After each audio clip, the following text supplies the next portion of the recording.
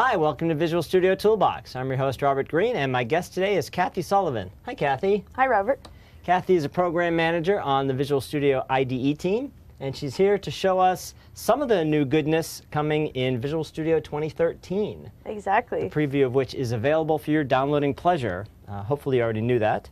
Yeah. So, new things in the IDE. Oh, yeah. Why? What was wrong with the old one? Oh, Perfect, wasn't it? It was, actually, but we've just made it a lot better. Let me show you a few things that you're really going to like, I think. So, the first thing I want to talk to you about is how now we can sign into the IDE. And you might wonder, well, why would I want to sign into the IDE, right? Well, so the first thing you're going to get when you sign into the IDE is you're going to get your settings synchronized with your environment, right? So first time you install the preview, right, you're going to go and you're going to customize the IDE, right? Maybe you have a favorite theme. Maybe you're one of the people that like line numbers on, like I am. Maybe there's a couple text editor settings that you prefer. And usually you probably manage this with importing and exporting your settings. But today, Or you just try to remember the handful of things that you like. Exactly. And then after you repave your third machine for the fourth time that year, you say to yourself, why do I have to re-enter this stuff over and over and over again? Exactly. So now you only have to customize your machine once. Excellent. And we'll do the rest for you. So let me show you how this works. So in the upper right-hand corner, we now have a little sign-in area. So let's go and we'll sign in. And I'm going to use actually my own. You're also prompted to do that after installing the very first time you run Visual Studio. Exactly. So I've actually set up Visual Studio, and I said, don't sign me in now. And you can say sign in now or sign in later, and you always have the chance to go back and sign in once you've launched the IDE. So let's go and use my own live IDE. And after I'm logged in, you're going to see some really neat changes take effect here. Like your name and your picture. Exactly, yep. And so you'll notice that, actually it didn't change my, it should have switched to the light theme, but... but it did change the scroll bar. It did, yes. Okay. So I'm using the enhanced scroll bar over here, which I'll show you in a second. And you'll also see that I have line numbers on, which are not on by default normally. Right. And it should have switched my theme, but I was playing around with it a little earlier, so that's why I didn't switch my theme. But now you can see in the upper right-hand corner that the IDE knows who I am. It has my name, it has my photo, as you said, and I can click on the badge and I can see some things about what accounts I'm using, right? I'm logged in, I'm using my visualstudio.com account, and I've got my team project set up here where I keep all my demo projects. And if I head down to account settings, I can see some things about the version I'm running here. And then if you're looking for the place to sign out of the IDE, that's where you're going to find that location. Okay. Yeah. So what kinds of things get transferred over or roamed? Yeah, so that's a great question. And like I always use to find many things in the IDE, quick launch. Just Control Q. My favorite feature Exactly. from Visual Studio 2012. I said it then, I'll still say it. Exactly. So I can start typing, and I don't need to type the whole word like Dimitri mentioned a couple times ago. And I get the first option, which is Synchronize Settings. And now I can also see that I can disable roaming. It's enabled by default. But I can also pick and choose the things that I want to roam. Like I said, themes, fonts and colors, changes that you make. Maybe you set up some environment aliases in your IDE. Maybe you have favorite keyboard shortcuts that you've bound to different ones, and those are always tough ones to remember. Apparently I need a restart here. Fonts? Yes, and anything that you make text editor customizations as well, we'll go and roam those. So are there benefits to signing in if you disable syncing? There are, and that we'll still know about the product that you've registered. So by signing in, you're essentially registering Visual Studio. So you'll still get all that goodness, and that you can now register right inside the product and take care of all that there, whether you choose to roam your settings or not. Okay. So, yeah. So while we're in this dialogue, I want to show you one thing that you've probably heard about, but we see it in action here. And that we now have a search box in the upper right-hand corner. I did not know that. Okay, well you didn't. So yeah, so we've added search to tools options. So help me think of one of those pages that has a lot of controls. Pinned. Pinning. I always want pinned document windows to show up on a oh, hidden yeah. tabs to show up on a different Yep. line. So tabs and windows here. Yep. Does that roam, by the way? Show pin tabs in a separate row? This one does not actually roam. Yes, but so Put that it's on my list of things I'd like to exactly. see. It's the startup category. It's the text editor category. Okay. And then the appearance, which are fonts and colors, and then the theme settings in here. But if we go look at something like the fonts and colors page, and while the layout here hasn't changed, the dialogue itself has now become resizable, right? So, you know, traditionally you'd get like, 10 results, but now you have a lot more scrolling area to find that item you're looking for. And as you know, this has been one of those features everyone's asked for a really long time, and we're happy that we were able to bring this into here. Yeah. So the next thing I want to show you, again in the upper right-hand corner, next to the smiley face, I'll show you in a minute, but we now have a flag up here, and it's got a 3 next to it. And this is what we're calling our new notification center. So if I hover over the flag, it tells me what's in this hub that I'll show you in a second. And then it'll open the hub as soon as I click on the flag. So I've got some new stuff in here, right? Updates. Exactly. Traditionally, we'd have in 2012 we had that balloon that popped up. Don't you love that traditionally? Yeah, I know. It's sorry. the typical thing. I know. Microsoft, for you, the current version is the next version. That's right. The version that the customers think is current is the past version to you, and the version they think of as the past version is ancient history to us. The next version for us is the one that comes after 2013, but that's science fiction to the customers. Exactly. It's that it's disconnect. Always something different, right? Yeah. It's always humorous. So the balloon that popped up, it was very vague. It said you had some updates. Yes. It didn't really tell you what you had to update or really anything about it, right? Is it important? It disappeared after a few seconds. Right. So if you stepped away from your desk to go get coffee or go get lunch and you came back, you missed it. For too long to not be annoying, but too short if you actually wanted to do something. Exactly. And if you X'd it out, the next time you launch Visual Studio, it comes back up. That's right. Right. So it was actually effective in getting developers to want to install and adopt our updates, but it didn't really give them insight into what was going on. No, and it also, you would have a lot of updates to like NuGet packages or SQLite. I get that one all the time. I may be in a project where I'm not using SQLite. Right. I don't necessarily need to update SQLite now, but I click on the balloon to see what needs to be updated, and while I'm in there, I might as well update, and then I have to restart, and then, that breaks my flow. So the ability to know that there might be updates and then go to it whenever I want. Pick and choose, right? So think of it like a to-do list, right? Yes. And now that it's not being intrusive, right? So I can easily glance up and see what's in that flag to decide if I want to go look in there or not. So when you hover, you hover over it and so the flag will tell you what's in there. I have nothing new, so I know that I've already seen everything. So you can do a peek and then decide if it's something you need right now. If it's not, you continue on and go back to Exactly, and if I just click in the editor, Yep. it just disappears. It doesn't block anything that I care about or that I'm working on. So you'll now see all of your things like product updates and extension updates. Maybe you have some samples installed. Any updates that get pushed out through the gallery will come in the notification hub. Right. Also things like we've streamlined our first launch experience, and we used to be able to opt into or download offline help there, but we've moved that out to kind of simplify those steps and kind of get you right into the IDE. So now stuff like that you'll find in the hub, places where we're trying to bring informational things that are relevant to you and that you actually care about. We're trying to bring them into one place so you can come and see, hey, what is it that is going on with my IDE? What do I need to take care of? Yep. So also if your trial is expiring, for example, you'll see a message like that. For the most part, these are informational. They're strictly optional, but something like your trial expiring, you might want to go and take care of that before you're not able to use it anymore. Does your Windows 8 developer license expiring show up in there?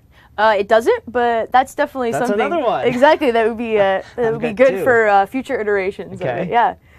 So if I want to go and install something, I simply click on the title, and I get brought right to that location. Yep. And you can just continue to go to this dialog and go to updates. Right, and the hub is just really a place to surface these things. It isn't the sole place that contains these. Is the balloon gone? The balloon is gone. All right. No more in 2013. Okay. So if I were to say, oh, I don't actually want this SDK, I can go and dismiss it. But if I go back into the extensions and updates manager, it'll still be there. Okay. I'm just dismissing the reminder, essentially. Very good. Yeah, and then if I want to clean them all up, I can dismiss all of them, and then you'll see that my flag is empty, hence the hub is also empty. So I can use the flag to kind of sense what's in there, and if I want to go and take a look at it as well. Cool. Yeah. And so, like I said, we streamlined the first launch experience. So now when you launch Visual Studio, you'll get the ability to sign in. And if you choose not to sign in, that's when you can pick a theme as well. So we now have the blue theme that we've integrated into the product. So those who, I think it was, we introduced it in Update 2, I think. And also in the Matt Johnson's color theme editor, we had a version of the blue theme. But now it's built right in to the IDE. And so I've got 3 themes to choose.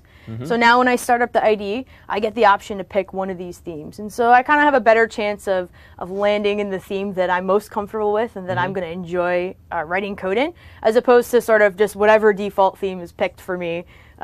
That's the one I end up in. In most cases, I don't know. Our developers didn't really know there were other themes. So we wanted to increase that awareness, so we brought that into the first launch experience. Yeah. I'm going to actually just switch over to the light theme real quick and show you some of the minor but really useful updates we've made to the overall look and feel of the IDE. So one of them that is actually one of my favorites, if I zoom into the lower right hand corner, you'll notice that we now have a lot more definition around these windows, so I can find out where something ends and something begins. And if you wanted to go and, let's say, make the Solution Explorer window bigger, in Visual Studio 2012, it was really hard to find that point where the cursor changed from my arrow to the 2 arrows. So we added a lot more definition around places in the IDE where you need that separation.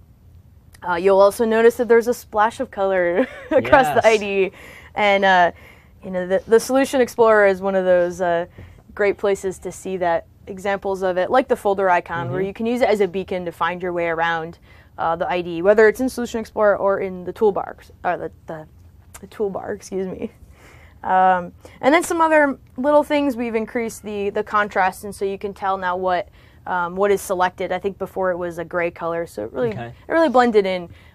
You know, the colors, in a bad way. The colors actually help. Yeah. I was a couple days ago bouncing back and forth between 2012 and 2013, and I mean, I'd seen the colors before, and I thought, oh, you know, that's nice. But I didn't think that I would ever really care. But the other day, I was bouncing back from 2012 to 2013, and when I was in 2013, it's colorful, it's bright, it's happy. It is, and yes.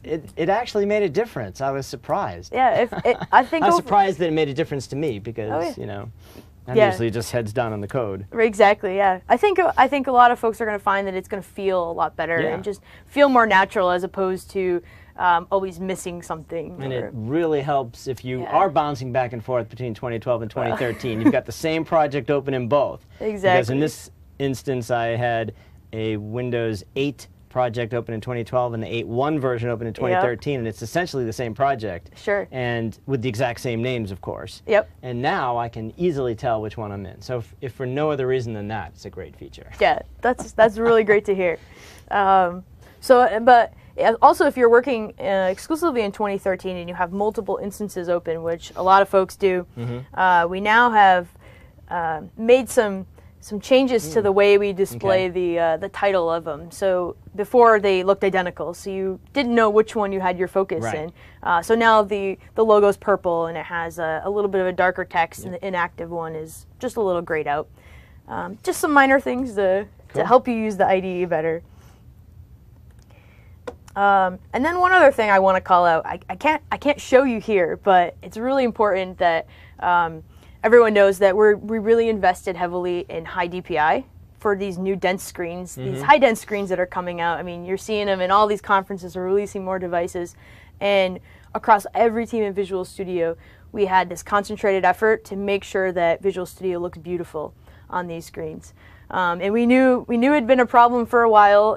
We had a lot of scaling problems. We had buttons that were clipped, text you couldn't read, just to name a few. And so I think we fixed over 200 bugs in 2013 to make sure that when you're running on high-dense screens that you see something that's usable and that just looks really good. So we obviously can't see it here today, but right. Yeah.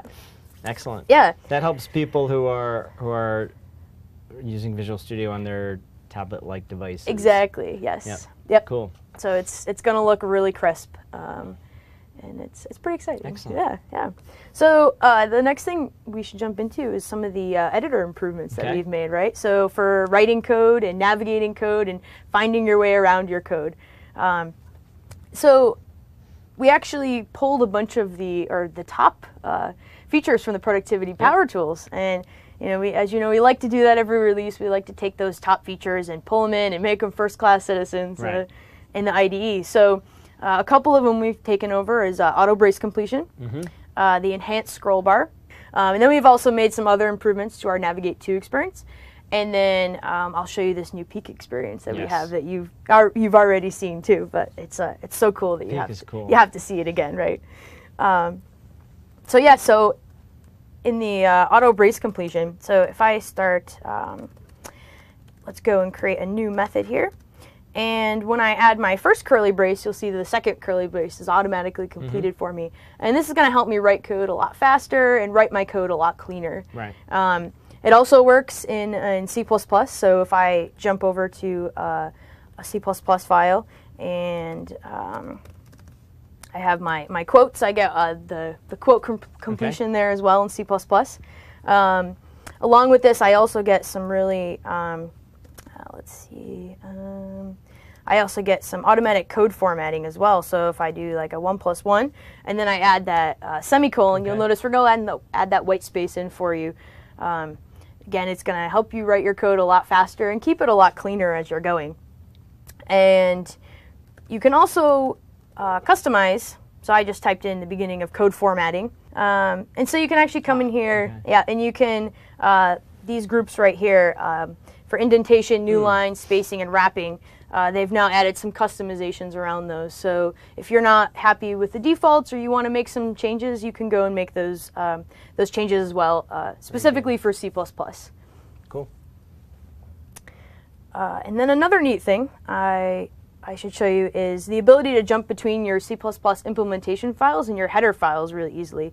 Before you had to right-click in the editor, and I think it was, we've still left the option there, but now it's more of a toggle as opposed to we just take you there and leave you there. Okay. And then you have to find your way back. So I can now toggle between these two. Oh, that's not the right one. But now I can toggle between these two, or I can use the shortcut. So I open the header file. I can use Control-K and Control-O to jump between these really quickly, because a lot of times I'm writing code in both these files, and I need to get back and forth between them pretty quickly. So let's head back here. And then actually there was the third productivity power tool feature. It was move line up and down. Yes, and holding down the Alt key and up and down, I can now take a single line and move it around, or I can highlight a couple lines, and using the Alt key I can move a couple lines up and down. So I can do, I can refactor really quickly when I can just grab a couple lines and use my keyboard to kind of move them around and act really fast that way. So moving on, the enhanced scroll bar that I showed you that I like to roam with my settings. I can now right-click on the scroll bar, and I get my scroll bar options right from the scroll bar. I can also use Quick Launch and type in scroll bar, and I can jump right to that page where I can go and make my changes. And I like to show the options window right next to it, because you'll see that I've got a lot of annotations in this scroll bar. I have my changes, which are that yellow, the yellow mark there. The blue line across is my where my cursor is. The red annotation is an error in my code.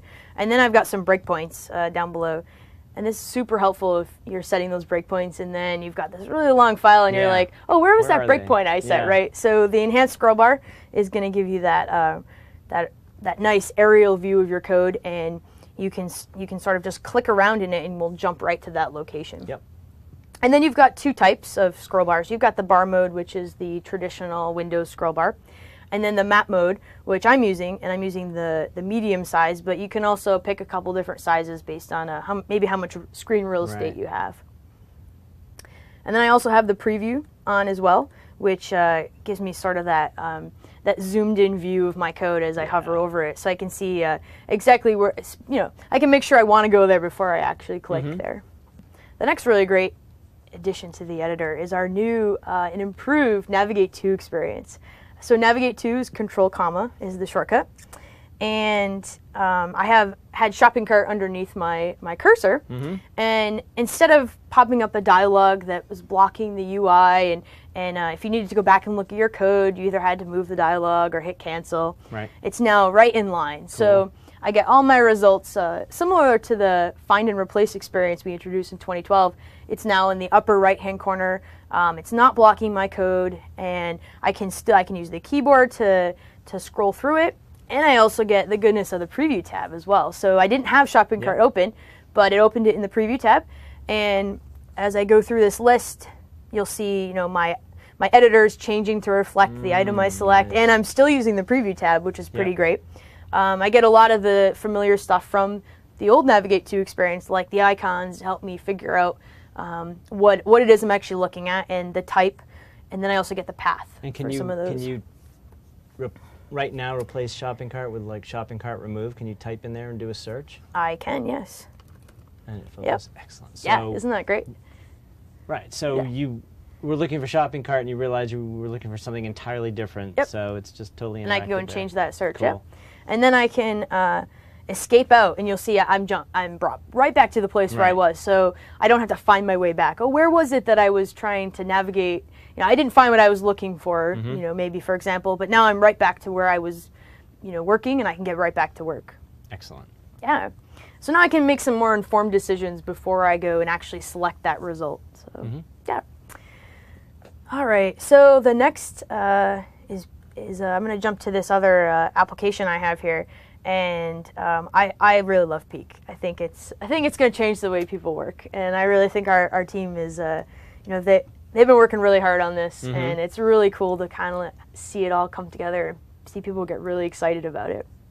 So Peak is it's essentially a go to definition, but it's now inline, right? And so go to definition was F12, but the shortcut for Peak is Alt F12, and but now I get this this sort of inline view. My code is kind of pushed out of the way, right? Also, I just noticed that it also shows you the and that's really cool because the Peak window is it's tiny, right? I'm looking at my laptop here and it's taking up a big chunk of my screen, but I get my enhanced scroll bar to help me find my way around my Peak window as well. I've got line numbers on. I've got full colorization in here. I've got things like where my current focus is as well. We utilize the preview tab as well. Is that resizable? I just noticed. It's not resizable right now, but that's definitely something that the team's considering. And it's also read-only. It is read-only. That's another thing that the team's considering for the final release of 2013, so from here, I can actually keep drilling in the Peak window. So let me scroll down and find something else I want to go to the definition for. And I can Alt 12 on that. And then if I pick something else, and I Alt 12 on that, you'll now see I have a little breadcrumb here. See those dots? So I can find my way back within my Peak window and kind of trail back to where I was looking. I can use the mouse to click through these, or I can actually use the shortcut. So the shortcut is Control Alt minus to go back, and then Control Alt equals. It shares the same key as the plus sign to go forward and backward through these. So I can use the Peak window without even taking my hand off the keyboard as well. And then to close the Peak window, I just hit escape, and then my code collapses back in. So one other potential idea is that the Solution Explorer, you figure out some way in the Solution Explorer to show you what project those files are in. It might. I don't know how to do that without having the Solution Explorer be flipping back and forth, but there might be a way to do it, or there might be a button you press to sort of temporarily sync the Solution Explorer so you can see where that file is. That or maybe it's something where you just, if the project isn't expanded, you just highlight it or something. Yeah. You know, just a way. Like that. Yeah, that could be really interesting. Yeah. So then the last thing I want to show you that's really, really awesome are these code lenses. If you look right above line 16 here, I actually have 2 of the lenses. There's a couple other lenses, but since I'm not actually connected to a team project that supports the other lenses, I only get 2 of them right now. So I get the first one, which is references, and I can also hover over them to get like a peek of the code in the tooltip, and I can use my keyboard to up and down arrow throughout them, and then enter would just take me to that location. The references are very cool. Yeah. To be able to do that in line without necessarily right-clicking and view all references and have another dialog that comes up. Exactly. Yep. Yeah. I get a quick peek at it. You know, think of it like a GPS for your code, right? You're as you're driving, you know, actually we were just having a conversation of Italy, right? And, you know, the GPS was super helpful in Italy, right? Told you when your exits were coming, maybe there's restaurants off to the side when you're going over the speed limit, which was very important. Exactly. And it's also, it tells you right then and there if you've got a method that's not being used, because it would have 0 references. Exactly, I discovered that the other day in the same code I was looking at. I looked at this method, it's got 0 references, Right. I'm like, oh, okay, well, delete. Right, I should do something. Immediately, yeah. Exactly, yep. And then escape closes it, and the other lens I have here is my unit test lens. And I get a nice little, well, it's cut off here, but a nice little green arrow that tells me that this unit test actually passed. And I could go and double click on that, and now I open up that unit test page there. Yeah. But then there's also some shortcuts for these, which if I hold down the Alt key, I see that, so I only have the second and the third one enabled here. But Alt 2. What's the first one? It's one of the TFS ones, yeah. So TFS is going to really light this up and add about 3, I think, or 4 more. Because it shows you when code was last checked in, who checked it in, Exactly, yeah. etc. So let's go, so they're under code information indicators, yeah. And you can see that I get other things like who tested it, what are the change sets that are associated with them. And then from there I could double click on those change sets and open them right up. So this is really great if you're, what happened to this code? You know, who touched it? You know, what was the history of it? So TFS is really going to make the data that you're going to see in these code lenses a lot richer. Yeah, cool. Yeah. All right. So the last few things I want to talk about, as always, since we're in preview, we want feedback. Yes. And we want thoughts, likes, dislikes, loves. We want them all. And so there's a few ways that you can, customers can give us feedback right from within the IDE. And next to Quick Launch and the new notifications flag, we have Send a Smile. And if folks are already using some of the recent releases of Office, it's very similar to that. So right from within the IDE, you can either send us a smile or send us a frown. And this is pretty instantaneous. So do you have a prediction or a pool as to whether you get more smiles or frowns and what the percentage will be? I'm sure someone is tracking that somewhere. Yes. We should do that. Yeah. But this is actually what I really love about Send a Smile is that I can be at my desk throughout the day and I just pull up this feedback site. I can search for either things I'm working on or things I'm really interested in seeing how customers are reacting to. And it's just right there. It's right at my fingertips. So it makes the collection of feedback a lot easier for folks on the team. Cool. Yeah, and then the last thing, I'm going to go up to Tools Options and down to the Extensions and Updates Manager. And I'm going to search for the feedback tool here. And this is just another way to give us feedback. But the feedback tool is going to give us a lot richer data. So folks who are using 2012, they probably noticed that we really invested in performance and moving things onto different threads so that you're not being blocked from doing your work, whether you're loading a solution or building a solution, for example. And how we found those scenarios where customers were sitting and waiting or Visual Studio was hanging is folks who installed this tool and sent us lots of data that we were able to use to analyze and figure out exactly where these problems were and pinpoint these issues. So this tool is going to give us more than just your sentiment, whether you're happy or sad, or this is going to give us a lot of information that we can really use to improve areas, especially like performance. So. Cool. Yeah. And then, of course, there's also the user voice site. Exactly, yes. So if you just want to tell the team directly, like this, didn't like that, where's this, you can use the smile or frown. Exactly. If you want to involve the community, get votes behind your ideas, then user voice is still a great place. Yep. And connect for bugs. Yes. As always. Of course. Yeah. Cool. Yeah. Good stuff. Yeah, it's exciting. So the productivity power tools, pretty much everything that was in the Pro Power Tools is now in the product, right? Just there might be a couple things that didn't make it in. Yeah, just the ones I mentioned we brought over. Okay. This time around, some of them were in previous, got into 2012. 2012, exactly. Yes. Yep. So this time it was just auto brace completion, the move line up and down, and the enhanced scroll bar. Okay. Yep. So could we expect additional productivity power tools? The great thing about that was it was a way for you to try out ideas without making it an official feature of the product. Exactly. Right? If you put an idea into the product and then you change your mind, now you're cutting features, which is not always good to do. Exactly. You put it in extension and you try something and it fails miserably, you just say, oh, all right, that failed miserably. Thanks for helping us determine that was a bad idea. Let's redo it.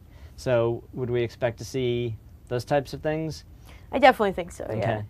Like you said, it's one of the best ways for us to get our early ideas and early prototypes that are, in some cases are pretty polished out in front of our customers, get their feedback, have them tell us what they love, what they wish it would do. Right. I think you're going to continue to see it. Cool. Yeah. All right.